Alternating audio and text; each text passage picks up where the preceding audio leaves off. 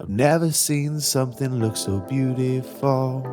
Hey guys, it's Good Marks Goods, and today I'm in a bit of a quandary here because I have bought in a box of Silverplate, and there are some good about it and there's some really bad about it. So I went after a certain piece, but the other pieces were really nice as well, and I definitely was intending on this champagne bucket here to be able to give me some nice profit, but as we see, that definitely did not happen.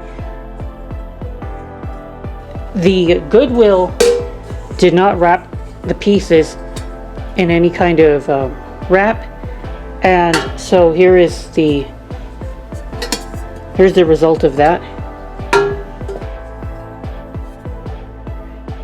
The funny thing is that these are all Birmingham Silver Company pieces. Well, the tea set is the two tea pieces. We've lost the handle that would have went over it, nor make it a tilting teapot. This would have been a tilting teapot. Kind of rarer than most teapots, and would have given it a nice, a bit of a premium to a regular teapot. But well, oh, what was I going to say? Oh yeah, Birmingham Silver Company, which is normally made in the United States. That company was based in the United States, but it looks like they sent it. It was made in England, and then they sent it to the United States to finish, like BS finished in USA. So it says chased by hand. So I think they sent this teapot to the USA using metal from England, and they were able to hand chase the piece. Allow me to belabor this point really fast. So what we have is an American company using English designs and motifs, manufacturing or purchasing these pieces from England, and then bringing them back to America to add their little finishing touches. That's basically what we're looking at when we see this marking made in England, Birmingham Silver Company, finished in USA.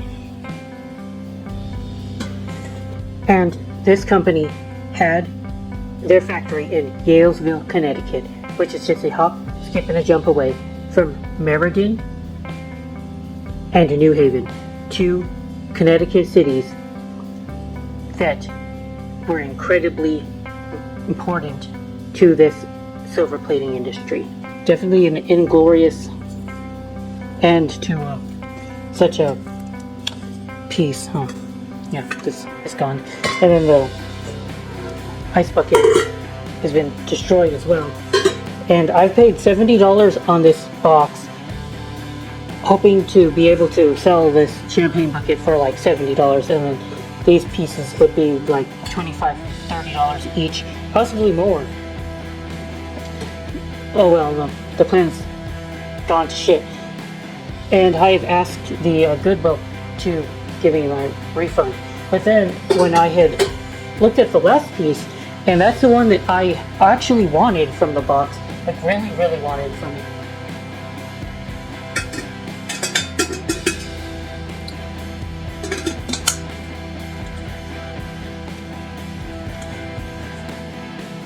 So, one of the pieces in the box was this urn, and I believe that it is old Sheffield rolled plate. And one of my viewers, Rich, he watches my videos, and he is adept at identifying old Sheffield plate. I hope that he happens to be watching this video and can put his opinion in the comments, but I'm fairly confident that this is actually rolled Sheffield plate. no real marks to be had, unfortunately. And sometimes the rolled Sheffield plate is like that. A lot of the time it is. Or if there is a marking, it's a very small marking that doesn't really have a company name. It is a single mark, like maybe a Sheffield key, or I don't know, like a castle or a wheel. They were very obscure with the marks that they used to use. Maybe a fish, but that's all they would have been marking old Sheffield plate as. But from what I've heard from Rich and other experts on the matter, are that oftentimes you can find like a seal where they would have rolled the piece, kind of like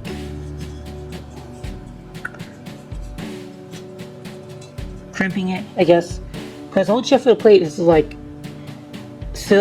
silver on the outside and copper on the inside, so that's definitely what you want to see. All the time the copper does bleed through the silver, so this is, from what I can tell, all indicative of real old Sheffield roll plate. Plus the handle here being a lion, that's certainly authentic to the subject matter that they would have been creating back in the day. Maybe Georgian period. I think Georgian period they were making rolled Sheffield plate. So yeah, we definitely can see that seam, what appears to be a seam in the inside. That's how I would try to identify this. So that said, it did come in decent condition. There is one dent here. I think a buyer, two dents. I think a buyer would forgive that. So what am I gonna do? Because I don't want to be in $70 for this entire lot when most of it has been destroyed. The Birmingham is on copper, so there's at least, this is like 2 pounds. This is a little heavier, 3. So we've got $15 in copper here. That doesn't really. The Oneida, this ice bucket will go for brass, probably $2 a pound. So $25 scrap metal, plus this little candy dish, a couple dollars in scrap metal as well. So I've got about $25 to $30 I can get from the scrapyard. The way it is, the value of this urn possibly over 100. So I'll do okay, but I'm still a little irritated that I'm not going to make more profit off of this buy, because I should have been able to make a really good profit off this lot. Now it's just going to be a squeak by kind of thing. But the more I think about it, I think I'm going to keep this lot for the urn, and hopefully I can get the Goodwill to work with me to give me a decent $20 of a partial. I think I'll be okay with that, and I'll live with it. Given $50 invested in the urn, I think I'll be okay. I don't know, it's just sad, you know.